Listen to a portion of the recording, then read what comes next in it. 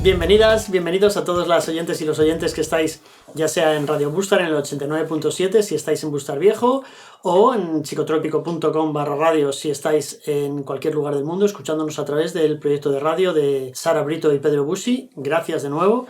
Y los que no lo podáis ver en primicia en Radio Bustar, lo veréis a partir de mañana mismo en el podcast y en el canal de YouTube. Conversaciones en el cenador. 19 conversaciones en el cenador ya. Hay muchos tipos de artistas. Y lo hablábamos con Adrián Galia en la primera entrevista. Hay artistas que son grandísimos artistas y no han conocido la fama. Eso no les resta mérito de ningún tipo. La fama es muy relativa. Y luego hay artistas, como era el caso de Adrián o el caso de Fernando Montesinos, que han sido famosos, celebrities casi. O sea, Fernando no solo ha dado el pregón en el pueblo, sino que Fernando es un referente en el mundo de la música en España como compositor, músico, productor, entretenedor, ¿no? Entretenedor, sí. Yo me considero un entretenedor, vamos. Te describes así en alguna... Entre otras cosas porque es la realidad. O sea, yo creo que un artista al final se debe a los demás, ¿no? En el momento que tú estás haciendo algo para que los demás sean felices o se distraigan, estás entreteniéndoles, ¿no? O sea, al final, hacer música... o cualquier otro tipo de acción que sea para los demás es entretenerles, ¿no? O sea, en cierto modo. Y eso se ha menospreciado mucho a lo largo del decir, no, es que lo hago para que la gente lo pase bien. No, no es artista. Y es al revés, ¿no? Yo creo... O sea, debería ser, el disfrute del de enfrente debería ser el objetivo de todo artista. ¿Sabes lo que pasa? Que esto es una conversación curiosa, ¿no? O sea, ¿para qué creamos, no? O sea, sería un poco la pregunta que yo muchas veces me hago. Y yo recuerdo cuando empecé a hacer música, yo tenía una banda que se llamaba Banana Funkoka, ¿no? Que era como de funk rock, pero nos gustaba mucho lo teatro. O sea, era una banda de funk y rock, hacíamos un espectáculo como muy teatral. Y nos gustaba mucho Franz Zappa, nos gustaba porque estudiábamos música y a la vez queríamos estar en el mundo del rock mainstream, ¿no? Lo cual me di cuenta que era incompatible, ¿no? Entonces de repente yo veía que salían otros grupos de rock con una propuesta mucho más popular y gustaban más a la gente. Entonces se convirtió en un grupo de culto que tenía como una serie de fans que eran siempre los mismos, pero claro, yo no entendía por qué no teníamos el éxito que tenía. De repente salió El Canto del Loco y yo decía, pero con lo mal que tocan estos tíos y por qué nosotros con los guay que somos y tal no tienen... Es verdad, El Canto del Loco tocaba muy mal al principio. Luego lógicamente fueron evolucionando y llegó a ser una super banda de pop. Dani y David son encantadores y creo que son tíos muy inteligentes que han hecho las cosas muy bien. Y con un gran carisma también. Carisma y son buenísima gente. Los conozco personalmente bastante bien y son unos cracks. Pero en aquella época, claro, pues yo era el típico estudioso de tal y además queríamos estar ahí, ¿no? Y entonces yo analicé la situación y me di cuenta que estaba creando para mí, no estaba creando para los demás. Entonces me di cuenta que no estaba dándoles a los demás también lo que querían un poco escuchar, ¿no? O sea, al final, ¿qué es crear? Quedarte en tu casa haciéndolo... Quiero decir, en el momento que tú no quieres sacarlo de la habitación, puedes no sacarlo, puedes crearlo solo para ti, pero yo creo que crear al final es un ejercicio de generosidad que hacia los demás y tienes que pensar en ellos. Entonces, en ese momento que cambié el chip, empecé a pensar en los demás a la hora de hacer música, ¿no? Entonces empecé a hacer concesiones desde mi capacidad creativa, ¿no? No solamente era lo que yo quería para mí y que los demás... Pero claro, ahí es donde viene la gran controversia del arte y de la creación, ¿no? O sea, Picasso creaba pensando en los demás, Mozart pensaba en los demás. Entonces, si no pensaban en los demás, ¿por qué luego lo mostraban? Esta es la pequeño caos mental que se nos plantea en la cabeza a la hora de crear, ¿no? Luego yo, por supuesto, quería vivir de la música. Quería pagar mis facturas, tener una casa con la música y, lógicamente, sin pensar en los demás, no iba a conseguir ese éxito económico, me refiero. Y, claro, al final empecé a irme hacia el mundo más mainstream. Con mi grupo empecé a hacer canciones. ¿Ves? El concepto de canción ya es algo como más popular, ¿no? Porque realmente al final la canción es lo que entiende la gente, una letra con una melodía bonita y una estructura, un estribillo, con una estructura en concreto, ¿no? Y entonces empecé a pasarme a ese mundo sin perder la esencia de lo que era la banda. Yo me aburría un poco más, porque yo era un tocón y me gustaba improvisar y me gustaba tocar a 7x8 o 5x4, que son ritmos que la gente, para la música popular, no están bien entendidos, lógicamente, ¿no? Y entonces, en ese impasse, yo empecé a mostrar mi música a las compañías multinacionales, ¿no? Y de repente me convertí en productor. O sea, porque me encargaron las demos de una banda que estaba ahí en la cuerda floja en la compañía, porque no habían vendido los discos que en aquella época consideraba una compañía que tenía que vender como para continuar en la compañía. Es curioso porque antiguamente en las compañías, si vendías 30.000 discos, te echaban de la compañía, ¿no? O sea, y ahora mismo vendes 5.000 y te dan el disco de platino. Bueno, tiene que ver con el soporte también, para que nadie se confunda. Al final el soporte estaba desapareciendo. Todavía queda un público grande a partir de los 50 que sigue consumiendo ese soporte, que es el CD, sí, o el vinilo, y sigue teniendo su valor, ¿no? Lo que pasa es que indudablemente todos sabemos que todo el mundo digital para la gente joven es lo que es. Eso es otro tema de conversación que nos podemos tirar 3 horas, pero bueno. Produje ese grupo que era Pereza. Hicimos el disco de Algo para Cantar, que fue un éxito.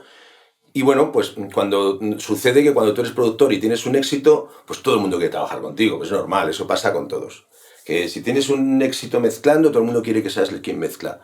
Si tienes un éxito haciendo lo que sea, todo el mundo quiere estar, lógicamente, a tu alrededor, quiere tu sonido, quiere pues esa cosa que tú te has encontrado con él realmente. Yo no fui detrás de tener un sonido ni hacer las cosas de una manera, pero el caso es que tuvo éxito, ¿no? Cuando algo tiene éxito vale más que todo el soniquete del mundo, ¿no? ¿Sabes? Pero bueno, estuve 15 años produciendo muchísimas bandas, que es una cosa que me convirtió en productor y que yo agradezco. Paco fue mi descubridor sin ninguna duda. Mi mentor, Paco Martín. Paco Martín era el presidente de una discográfica, si no recuerdo. Paco Martín fue presidente, fue dueño de Twins Records y él montó, yo creo que tuvo que ver también. Para poner a la gente en contexto. Sí, Paco Martín fue el gran mecenas de las bandas de los años 80, 90, ¿no? Hombres G, Danza Invisible. Fue el gran creador de la industria prácticamente en aquel momento. Montó sellos discográficos y... Bueno, y ese viaje con Pereza, con 15 años de producción, por donde han pasado Paulina Rubio, Chayanne, Ana Torroja, o sea, nombres fundamentales de la música pop. Has dado la vuelta al mundo con Obús, que eso no lo has mencionado. ¿Cuándo ese viaje acaba en Bustar Viejo? ¿Cuándo y cómo acaba ese viaje en Bustar Viejo? Pues yo creo que ese viaje termina en Bustar Viejo de una manera, o sea, yo siempre... Que no termina, sí, no, claro, empieza otro, diferente, ¿no? Otra época de mi vida diferente. O sea, realmente los años de rock and roll agotan, ¿no? Y yo en los años 80 siempre me gustó mucho la montaña, me gustó la escalada mucho. Entonces los años de rock and roll son los años de rock and roll. O sea, el rock and roll es un término que se emplea cuando trabajas, cuando tienes un trabajo en el cual descansas poco, trabajas con artistas... es agotador y luego conlleva cierto tipo de... Es verdad, ¿no? O sea, bebes cerveza, quiero decir, es un trabajo tan... Es una forma de vida realmente. Yo siempre digo que nuestro trabajo es una forma de vida más que un trabajo, ¿no? Entonces, esa forma de vida, o sea, no voy a ser explícito pero todo el mundo se puede imaginar, el rock and roll conlleva una forma de vida no siempre... agotadora. No siempre demasiado healthy, ¿no? O sea, entonces, bueno... entonces yo empecé en el año 90 en el estudio de Nacho Cano trabajando como asistente de sonido y grabé muchísimos discos, grabé con Antonio Flores, con Rosario, trabajé en aquella época el disco de los lunes, Aida Lai de Mecano, ¿sabes? Algo, en el Aida Lai de Mecano es algo como asistente de sonido, o sea, con 18 años, 19, sí, luego me fui de gira con Mecano. Luego compaginé mis estudios de guitarra, o sea, yo estudiaba guitarra, daba clases en el IMT, que era una escuela, una especie de homologación que había del EMI de Los Ángeles, Musicians Institute. My English today is very bad. y a la vez pues iba con una orquesta de técnico de PEA, que luego resultó que esa orquesta era la Orquesta Jerusalén, que eran las Supremas de Móstoles. Claro.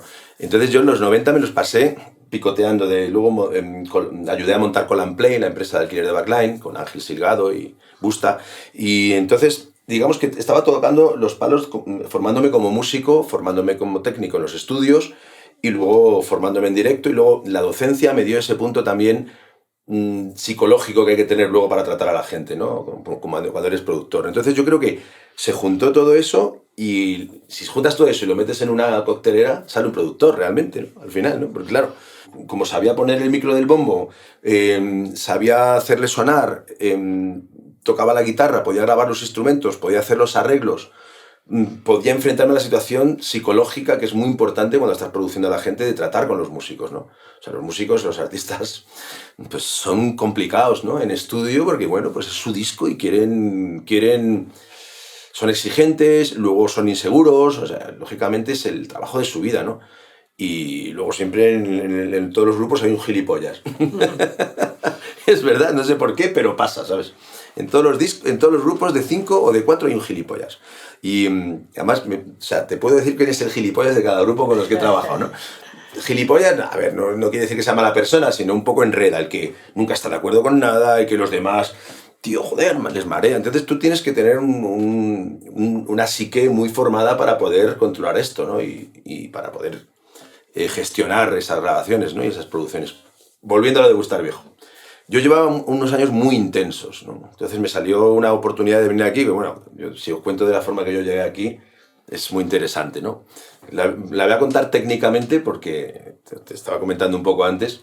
O sea, cuando tú no conoces Gustar Viejo, que para mí es un pueblo con una energía muy especial, y sobre todo después, muchas veces cuando llegas a Gustar Viejo, tú ya conoces casi todos los pueblos de la sierra.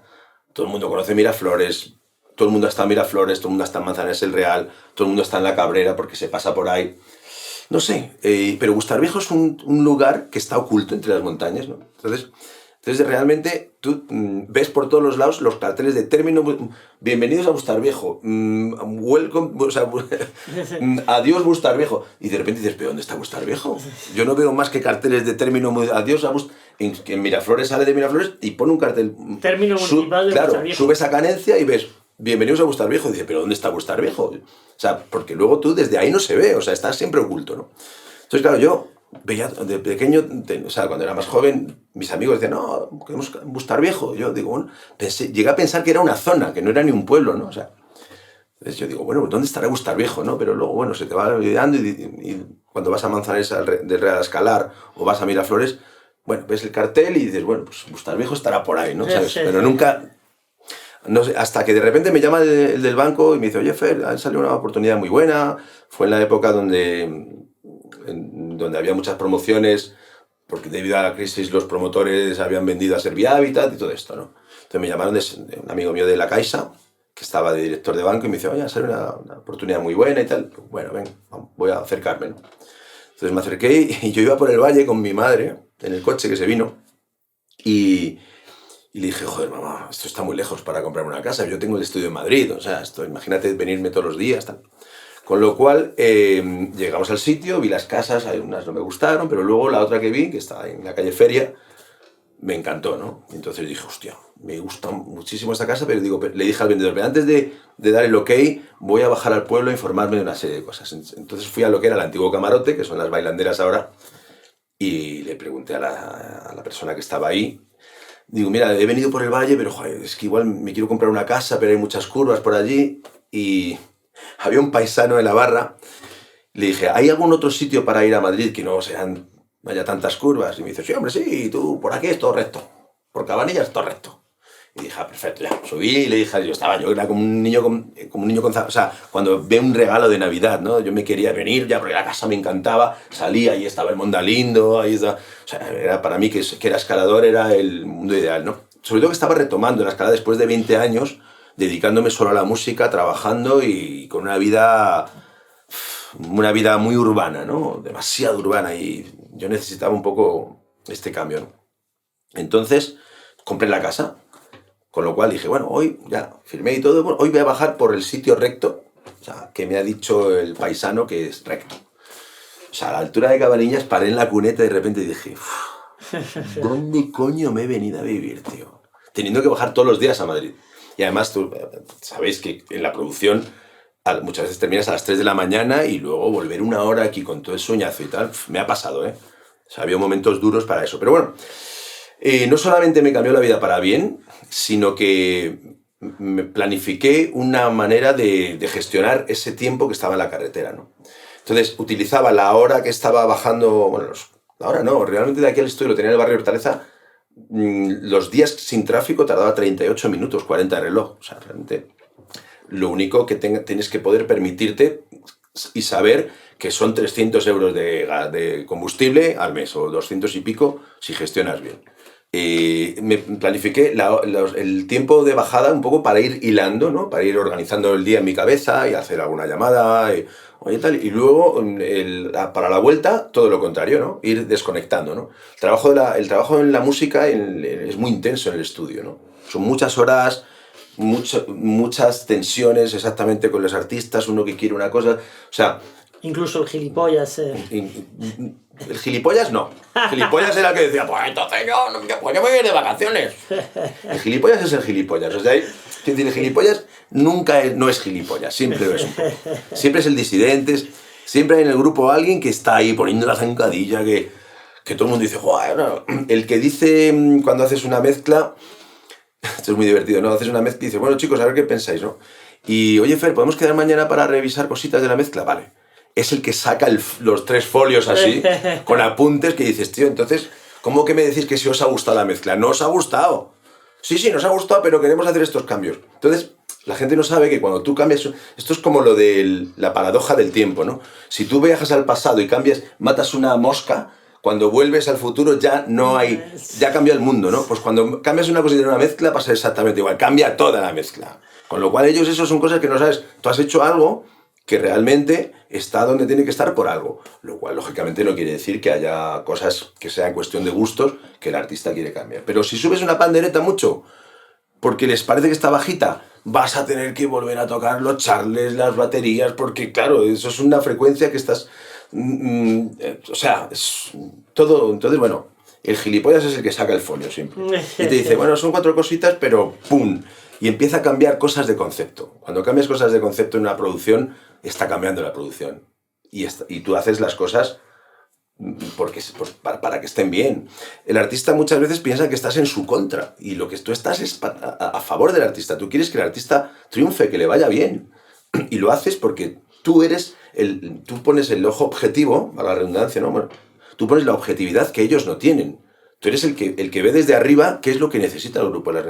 Y los grupos muchas veces, y los artistas, piensan que estás en su contra, ¿no? Y tú lo que haces es darles la visión objetiva que ellos no tienen como banda, ¿no? Yo el último paso de mi trabajo siempre quiero que lo de otra persona. O sea, a mí me gusta que me mezclen mis discos como productor. ¿Por qué? Porque posiblemente yo cuando he producido un disco llevo escuchando esa misma canción 2000 veces, fácilmente, o 3000. No sabemos las veces que le damos al play, ¿no? Y desde que empezamos a trabajar con ella. Entonces yo ya he perdido también, en ese momento es cuando yo ya también he perdido la objetividad, ¿no?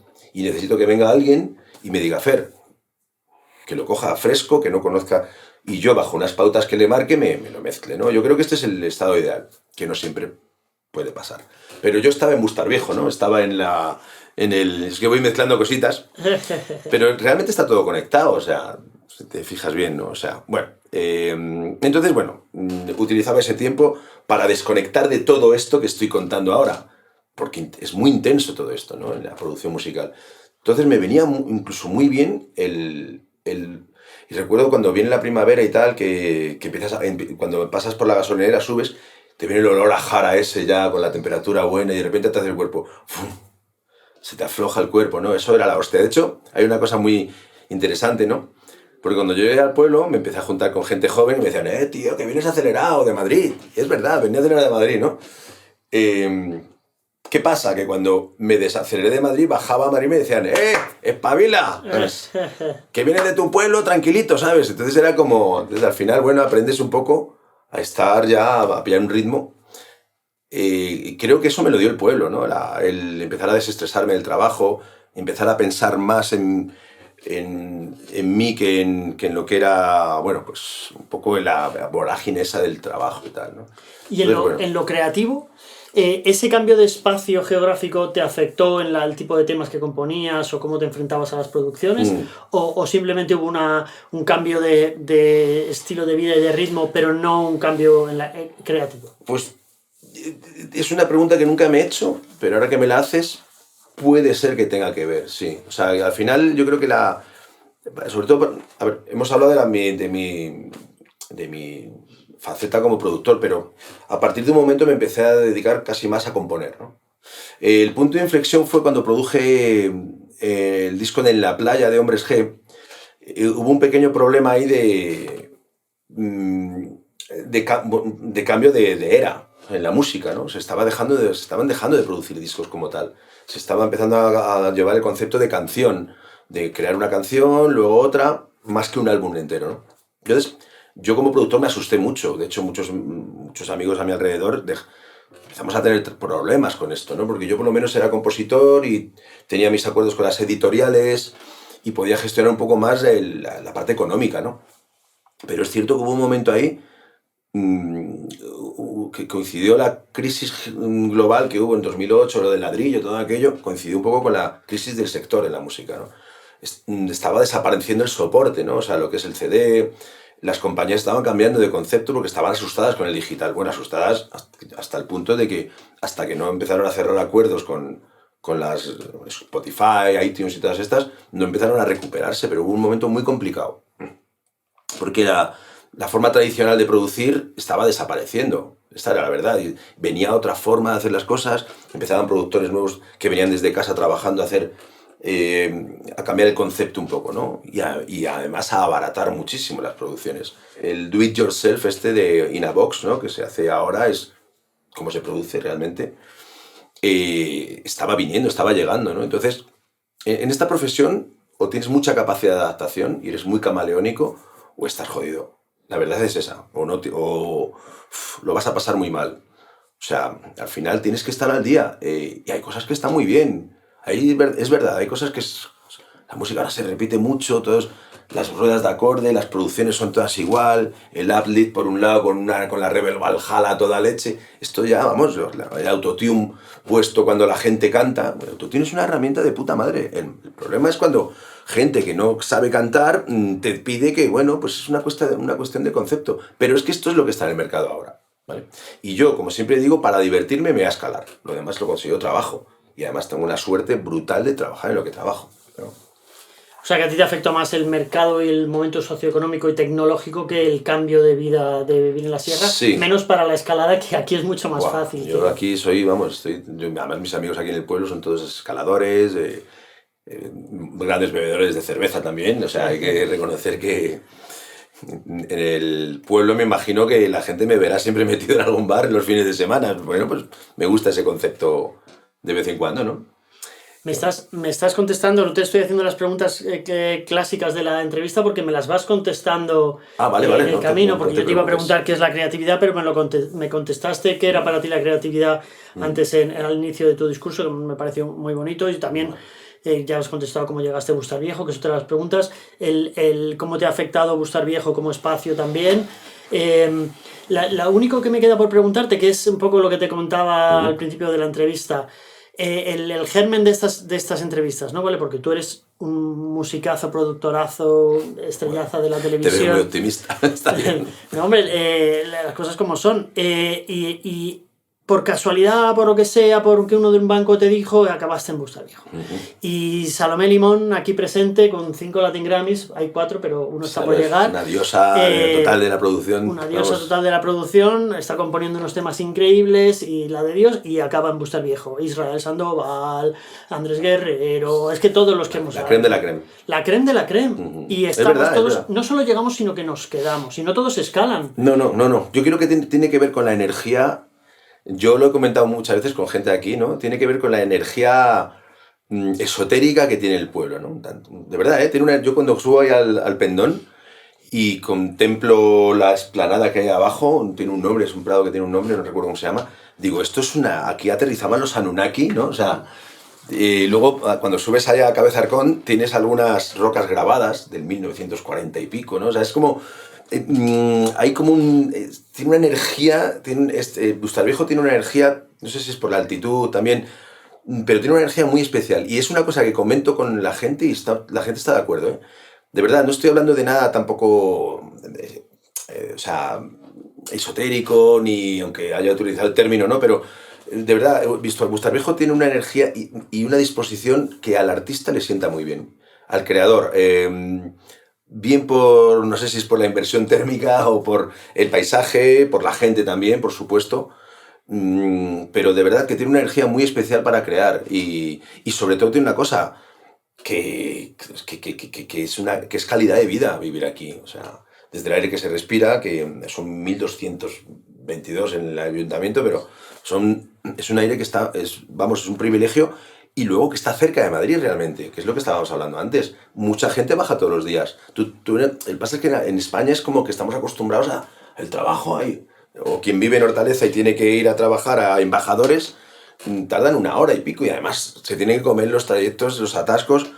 Yo creo que vivir aquí es un privilegio, o sea, al final, ¿no? Es lo que estamos contando un poco, ¿no? O sea, y ahora con todo el tema de teletrabajo, que puedes cada vez más trabajar en casa. Yo bajo a Madrid ya 2 días a la semana, 3, pero realmente bajo a entrenar, no bajo a trabajar casi. Bueno, alguna vez sí, ¿no? O sea, yo estuve en la universidad, pues voy, pero puntualmente.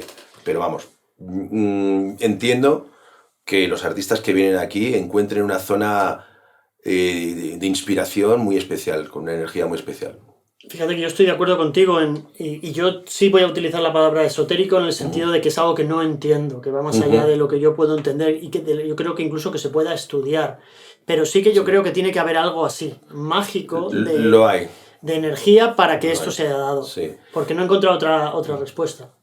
Pues lo hay y además es como sinérgico, ¿no? O sea, yo noto que además de repente el músico que tocó conmigo toda la vida, Luis Miguel Navalón, de repente me llama que viene aquí de profesor al colegio, de bajista, ¿no? Va a ser el profesor de música del colegio. Digo, ¿pero qué está pasando? Digo, de repente me llama Salomeo Jeffer, que estoy pensando en irme a vivir allí. Digo, joder, pues ideal. De repente empiezas a darte cuenta y bueno, luego gente ya, vecinos de Valdemago, que también hay muchísimos estudios y hay un ambiente increíble aquí, la verdad. O sea, y entonces creo que es sinérgico por eso, ¿no? Porque la gente que te conoce ve que te va bien aquí, ¿no? Cuando hablas con ellos les dices esto, ¿no? Joder, vivir aquí mola mucho para crear, es un pueblo con una energía muy especial, la gente mola, es otra cosa que pasa. Yo, desde el primer día que vine aquí, nunca me sentí observado. O sea, yo conozco bien los pueblos y sé lo que he ido con la orquesta, he ido a pueblos. Que los pueblos son complicados y en Bustar Viejo no te has encontrado eso. Efectivamente, yo desde el primer día que llegué a Bustar Viejo me he sentido súper integrado, súper respetado. Como tú bien dices, di el pregón. El pregón, desde aquí quiero pedir disculpas si alguien se ofendió un poco con... Yo creo que la humanidad tiene que quedar por delante de todo, ¿no? Y es verdad que yo estaba pasando por una mala época personal porque, bueno, pues todos pasamos por malas épocas y bueno, pues en las fiestas uno bebe, ¿no? y salí a dar un pregón, tanto intenté ser respetuoso con todo el mundo, pero bueno, igual yo sé que hubo gente que se ofendió un poco por esa actitud mía. Bueno, pues al que se ofendió, se ofendió en aquel momento, yo le pido disculpas. Y bueno, pues ya está, ya lo he dicho. Yo, Fernando, nos has dado una absoluta masterclass de música, la diste en la universidad y la has dado aquí. Lo del pregón no lo conté ayer en la universidad. Dejamos esas palabras, esa disculpa sobre el pregón como final de la entrevista. Estoy enamorado de todo lo que me has contado y de este viaje que nos has hecho por la industria española de la música de los últimos 25 años, por tu viaje, por tu generosidad de compartirlo con nosotros y con nosotras y por haber venido aquí. Ya entendéis todos, no hace falta dar más explicaciones de por qué está aquí Fernando Montesinos, por qué tenía que estar aquí. Y ha sido una entrevista un poco más caótica de lo habitual porque soy caótico, más de lo habitual. Y porque no me ha hecho falta hacer las preguntas porque ya me las iba contestando Fernando. Entonces espero que lo hayáis disfrutado. Yo lo he disfrutado mucho, ya veremos cómo queda. Claro, seguro que muy bien. Seguro que fenomenal. Y nada más, darte las gracias. Nada, un placer. Muchísimas Muchas gracias por todo. Creo que es importante esto que estás haciendo, que estáis haciendo, Salomé y tú, porque creo que le viene muy bien también al pueblo. ¿Ves? Este es el tipo de cosas que hacen que que el pueblo crezca, ¿no? Y se enriquezca, ¿no? Está claro. Y que nos conozcan los vecinos a todos, nos conozcamos unos a otros. Pues nada. Yo soy el calvo que está metido en el bar todo el día y los fines de semana. Es eso y muchas cosas más, como habéis visto. Bueno. Así que muchísimas gracias por estar ahí escuchándonos y viéndonos. Y hasta pronto.